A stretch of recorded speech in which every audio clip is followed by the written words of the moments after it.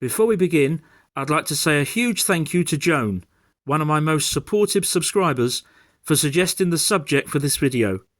Thank you, Joan, and I hope you enjoy it.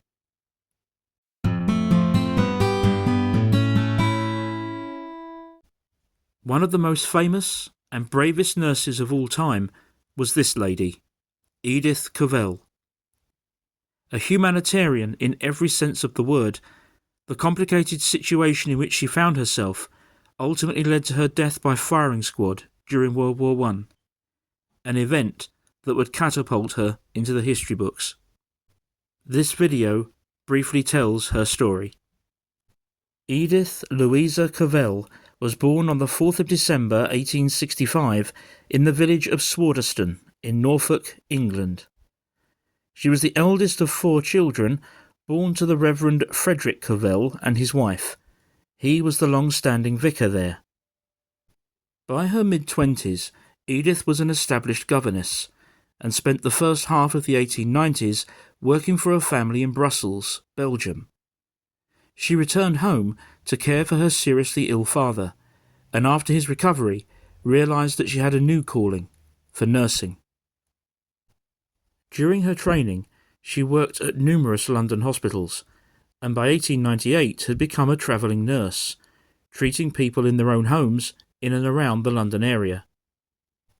Throughout the early years of the 20th century, she steadily moved up the ranks, and by 1903 had become the assistant matron here at what used to be the St Leonard's Infirmary in Shoreditch. She even had a spell as acting matron of a hospital in Manchester.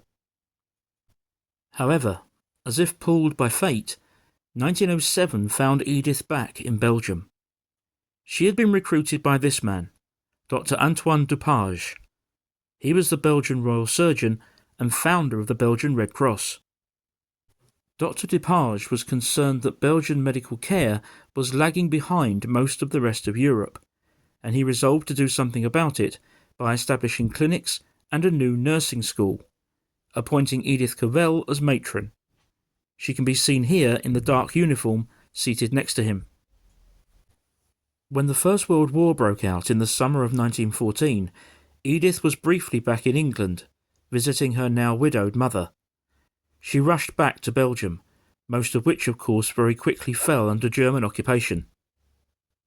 Trapped behind enemy lines, this was the beginning of a tortuous period of conflicted loyalties for Edith, which ultimately led to her death. She was absolutely committed to nursing sick and wounded people regardless of their nationality, but she also had a firm belief in the Allied cause.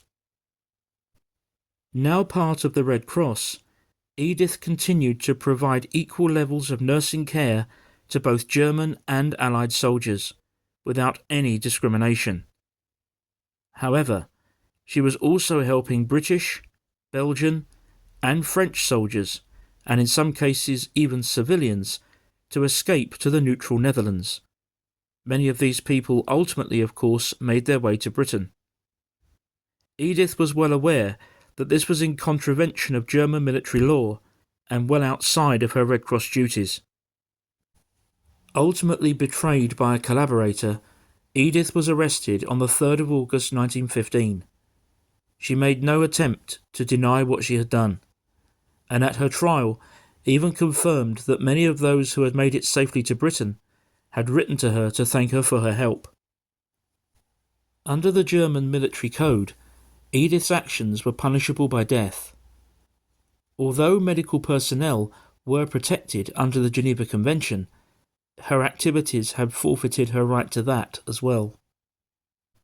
As the legal options narrowed, even the British government declared that they were afraid we are powerless. It therefore fell to the Americans, at this point still neutral, to apply as much diplomatic pressure as could be made. Hugh Gibson, the secretary to the US legation at Brussels, did everything he could, but his appeals fell on deaf ears. At this point, the German military governor of Brussels, General Traugo von Salbersweg, ordered that the execution should go ahead.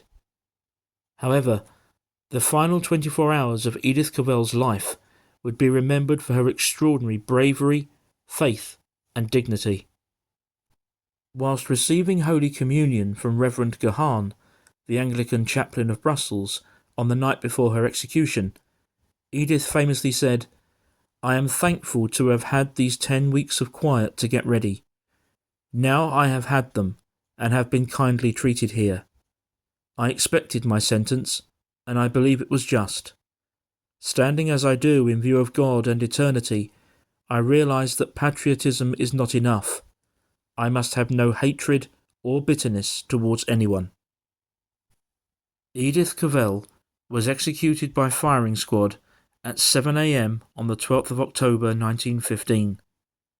Her final words to the German prison chaplain were, "Ask Father Gahan to tell my loved ones later on that my soul, as I believe, is safe, and that I am glad to die for my country." Whilst the Germans stuck to their position that the execution had been both just and legal, it received enormous international outrage and condemnation. It irrevocably tarnished their international reputation, not least amongst neutral nations. Edith was initially buried in the grounds of the prison, but after the end of World War I, her body was repatriated to Britain, and after a memorial service at Westminster Abbey in London, she was transferred to Norwich Cathedral and buried in the grounds there. Today, Edith Cavell is remembered, commemorated, and revered right across the world. She continues to inspire generations of nurses, and to this day there remains the Cavell Nurses Trust, a charitable organisation devoted to supporting those in the profession. In World War I, Edith Cavell found herself in a tragic situation, where the blunt instrument of justice and compassionate humanitarianism were no longer in sync. But she has left us all with a story that should always be remembered and made to resonate forever. Thank you very much indeed for watching.